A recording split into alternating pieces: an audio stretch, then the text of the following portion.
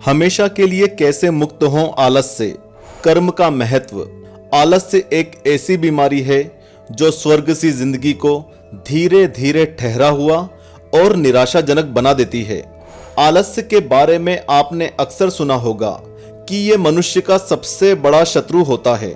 दुनिया में कई ऐसे व्यक्ति हैं जो शानदार दिमाग और हुनर के साथ पैदा होते हैं। स्वयं भगवान उन्हें कला और विज्ञान के क्षेत्र में कुछ नया करने का हुनर देते हैं, लेकिन आलस के कारण उनका ये उपहार व्यर्थ ही चला जाता है।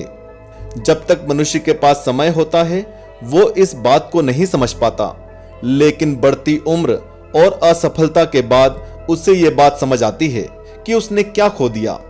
हमारे धर्म ग्रंथ भी आलस्य को लेकर कई बातें बताते हैं। वो आलसी व्यक्ति को बीमार इंसान की श्रेणी में रखते हैं। ऐसे में जानना तो बनता है कि जीवन में आलस्य त्याग कर कर्म करने का क्या महत्व है। आखिर किन उपायों से आलस्य को कम किया जा सकता है। नमस्कार, स्वागत है आपका आस्तिक स्पिरिचुअल सीक्रेट्स में। तो देर ना करते हुए चलिए आज हमारे इस विषय पर बात करते हैं। इस बात को कभी नहीं भूलना चाहिए कि धरती पर मनुष्य को जन्म किसी प्रयोजन के लिए ही मिलता है। ऐसे में जब हम अपने कर्तव्य और कर्म को छोड़कर आलस की चपेट में चले जाते हैं तो जीवन के हर क्षेत्र में असफलता मिलनी शुरू हो जाती है। ऐसा हम नहीं कहते, बल्कि श्री कृष्ण द्वारा भगवत गीता में कहा गया है। हम सभी जानते हैं कि महाभारत युद्ध से पहले श्री कृष्ण ने अर्जुन को गीता का ज्ञान दिया था और उन्हें कर्म करने के लिए प्रोत्साहित किया था। दरअसल अर्जुन अपने ही परिवार के खिलाफ युद्ध करने से पीछे हटने लगे, तो उनके विचलित मन को शांत करने के लिए गीता के दूसरे अध्याय के 3 श्लोक में श्री कृष्ण कहते हैं, अपने विचारों में नपुंसकता मत आने दो, अपने हृदय में आ रही दुर्बलता को त्याग कर खड़े हो जाओ, कर्म करो और अपने शत्रुओं का नाश करो। इस श्लोक में श्री कृष्ण का निर्बलता से तात्पर्य कर्महीन विचार से है। अधर्म के खिलाफ युद्ध उस समय अर्जुन के जीवन का सबसे बड़ा कर्म था। अक्सर हम भी इसी तरह के कर्महीन विचारों में फंस जाते हैं। जब हमें लगता है कि जीवन हमारे हिसाब से कार्य नहीं कर रहा या इस कार्य को करने से लाभ नहीं है, तो हम उन कार्यों को करना ही छोड़ देते हैं। लेकिन गीता के 3 अध्याय में कर्म का महत्व बताते हुए श्री कृष्ण अर्जुन से कहते हैं, हे अर्जुन, मैं स्वयं नारायण का अंश हूं और मेरे लिए कोई कर्म बाकी नहीं है, लेकिन फिर भी मैं कर्म करता हूं और किसी भी कार्य में आलस्य को खुद पर हावी नहीं होने देता। ऐसा इसलिए क्योंकि प्रकृति मनुष्य को कर्म करने के लिए बाध्य करती है। धरती पर हमारे जीवन का लक्ष्य ही कर्म करना है। कर्म के बिना जीवन शून्य है। इसलिए आलस्य को त्याग कर हमेशा आगे बढ़ते रहने की कामना करनी चाहिए।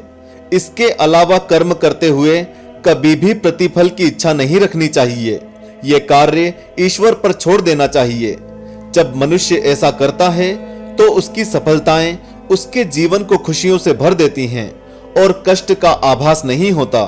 श्री कृष्ण के विचार हमें बताते हैं कि जीवन में कर्म का महत्व क्या है और आलस्य त्यागने की जरूरत क्यों है। अब चलिए हम आपको आलस्य से दूर रहने के कुछ उपाय साझा करते हैं।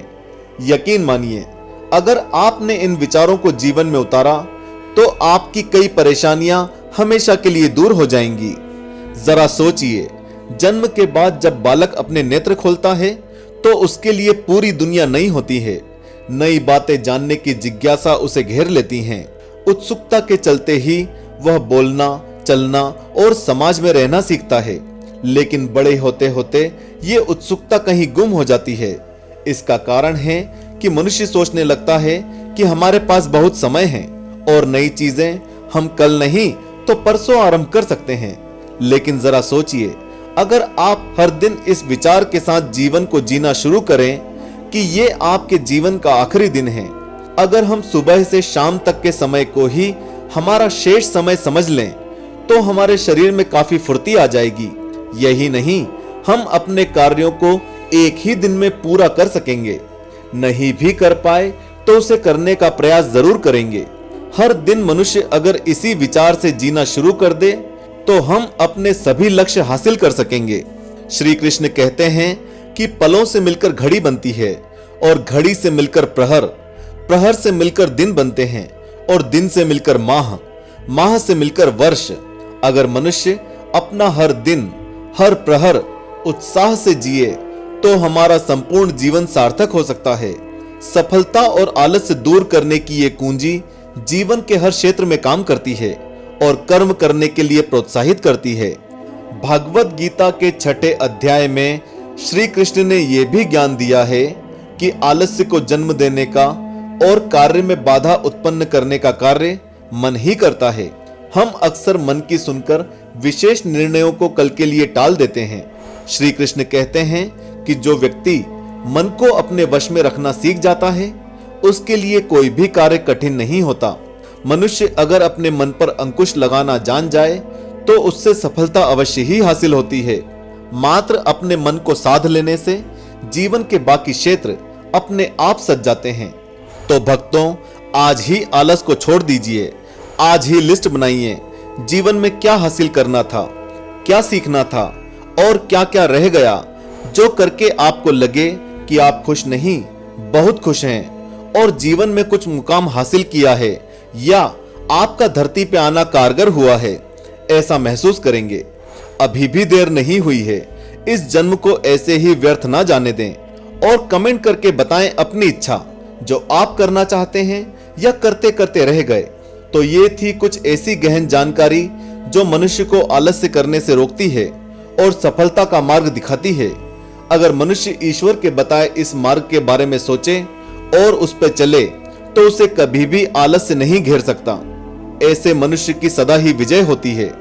आज के लिए इस वीडियो में बस इतना ही। जानकारी अच्छी लगी हो तो वीडियो को लाइक जरूर करें और चैनल को भी सब्सक्राइब करें। जय श्री कृष्ण।